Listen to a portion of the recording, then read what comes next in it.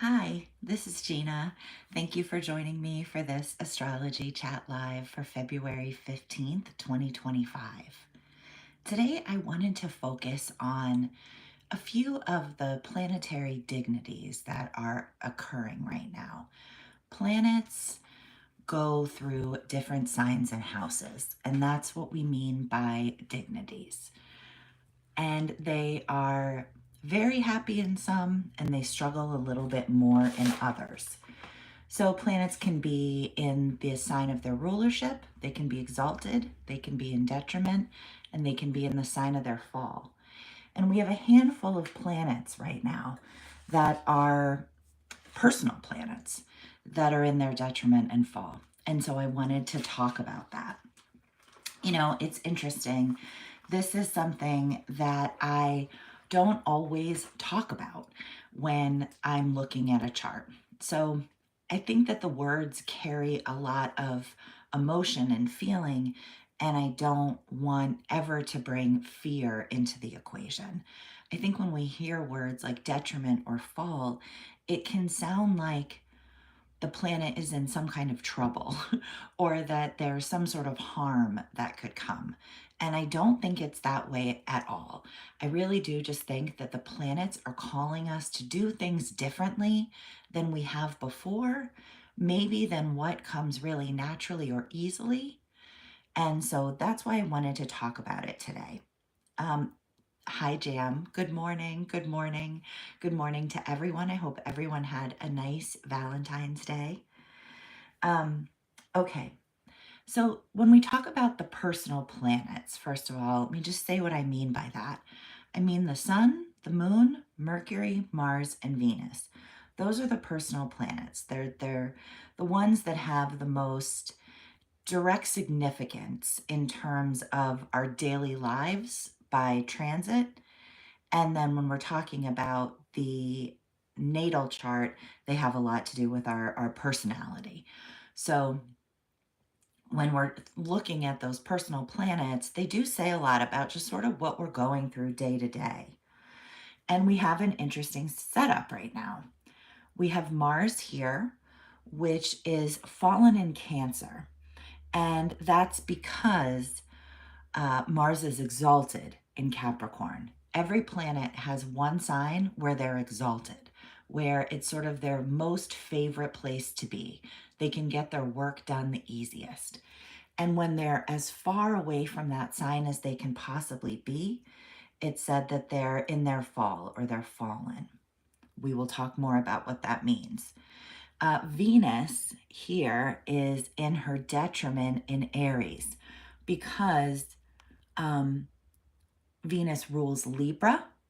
And when you're across the way, all the way across the way from the sign of your rulership, from your home sign, from your domain, then you are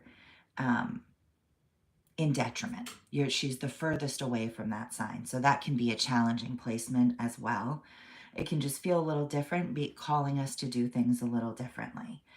And now this has been going on for a while. These planets have been, well, Venus sort of recently moved into Aries, but Mars has been in Cancer for forever. We also have a retrograde going on here with Cancer, and Venus will be going retrograde on March 1st. And actually Mercury, and that's what I was going to say, now Mercury has moved into Pisces. We see Mercury here at the 1 degree point. And so when Mercury did that, now we have a third personal planet in detriment.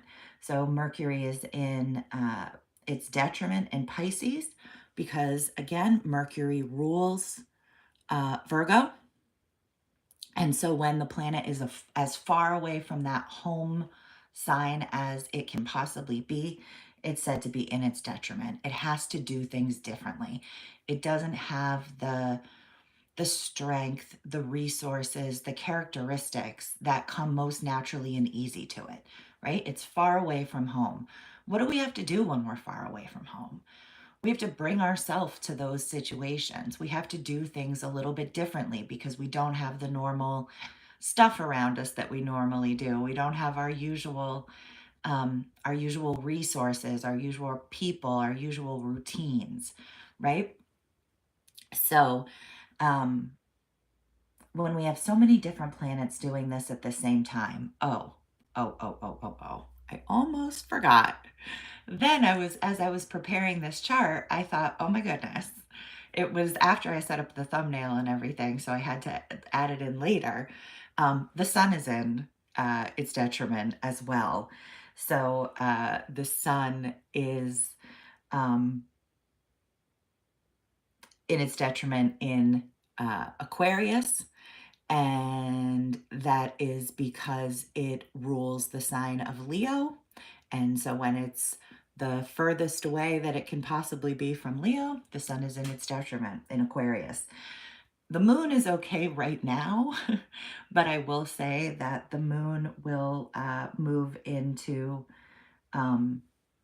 Scorpio uh, in a couple of days, early this week. And when the moon is in Scorpio, the moon is fallen. So then we'll have all 5 personal planets in these more challenging placements. So let's break this all down in terms of sort of what it all means for us, what we can do about it, what it's calling us to do. Okay, let's just take it one thing at a time. So when we look at Mars retrograde in Cancer, especially because it is also retrograde, not just in its fall, our actions might not be as direct. Our actions might be coming out in a more indirect way. Our willpower is a little bit hindered. Our confidence is too. And so I think with motivation down, confidence a little bit down, just actions not kind of flowing in the way that they normally do, that really the key here in this emotional sign of Cancer is to think about how we can really assert ourselves without withdrawing or lashing out.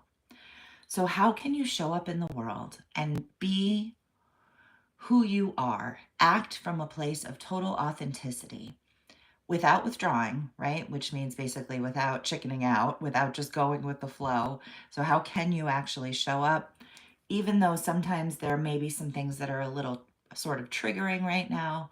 How do you not get triggered? How do you just keep showing up as your authentic self without lashing out? Always important to keep in mind with this stuff too. It's not just stuff you're going through, it's stuff everyone's going through. So if you feel other people sort of trying to resist lashing out or just behaving in these sort of interesting ways where like the actions are a little bit more indirect, where they aren't as confident, and that can call up issues around ego and pride and everything. So people being called to uh, assert yourself without lashing out. Okay. Venus in Aries in her detriment and with an upcoming retrograde. I think that this means that, relationship dynamics are really on the table right now as well. Sort of including our relationship with ourself. And I think that that's maybe what it is that we're called to work on here is that balance, finding that balance between the two, the balance between connection and independence. Aries is very independent. Venus in Aries is very independent. Has no problem finding that voice that she needs down here, by the way. And see how that's sort of unnatural for Venus? Venus does better in Libra, where she's all about connection and relationship. But over in Aries, it's a chance to find our own inner voice and assert our own wants and needs a little bit. And so I think that finding a balance between, relationships with others and relationship with ourselves, between independence and connection is something to work on with this going on. Okay, now we have sort of Mercury here newly in Pisces. And it's interesting. Mercury is actually fallen and in detriment in Pisces. because Virgo is the ruler and it's Mercury is exalted there. So, communication, which is Mercury's jam. Sorry, jam, using your name out of context here. Um, Mercury so Mercury is all about communication, and in Pisces, that's a little mystical. It's a little vague. Pisces is not the clearest sign when it comes to communication or anything else. It's sort of um, gives sort of a vague or a mystical quality to this signature of Mercury right now. So I think that what we're called to do with this in terms of doing things differently, because we can't communicate or work with ideas maybe in the same way as before, ideas are taking on almost a vague, mystical, or spiritual quality, is to find clarity through that. How do we find the clarity within that? Um, and it can be challenging to grasp. I think there's also something here about trusting our intuition, um, and not like clinging to the details of everything, allowing things to flow a little bit, not needing to know exactly what's going to happen when or have that clear plan, maybe even. Um, but yeah, finding clarity amongst sort of a vague or confusing intellectual information situation. So, all of these planets are sort of doing something a little bit differently. I feel like our emotions are running high, our communications are a little bit murky, our relationships could feel sort of unpredictable. Um, and so, working with that as our new selves, as the selves that we've been working so hard to become and that we have become. So, embodying those new strategies and sort of going at it a little bit differently than usual. I do want to mention the sun in Aquarius here as well. So, the sun is in its detriment in Aquarius, and sometimes there can be a feeling of sort of struggle between sort of personal and collective identity with the sun in Aquarius. It's sort of attached and detached at the same time. So, when I was talking before about authenticity, this is part of where I was coming from. It's like, how can you still shine and be authentic even in situations where you feel like an outsider, right? And I was sort of combining that as well when I was talking about Mars before. So, I think that putting all of this together is interesting at this time. I actually think we should continue to talk about it. I want to revisit this in a couple of days, maybe when the moon moves into Scorpio. So if you enjoyed this video and would like to see that, please subscribe or check back in and give this video a like if you enjoyed it, please. It really helps and I appreciate it very much. And I just appreciate you watching. I'm here every day. Um, and I hope you have a wonderful day, and I'll see you again tomorrow. Thank you.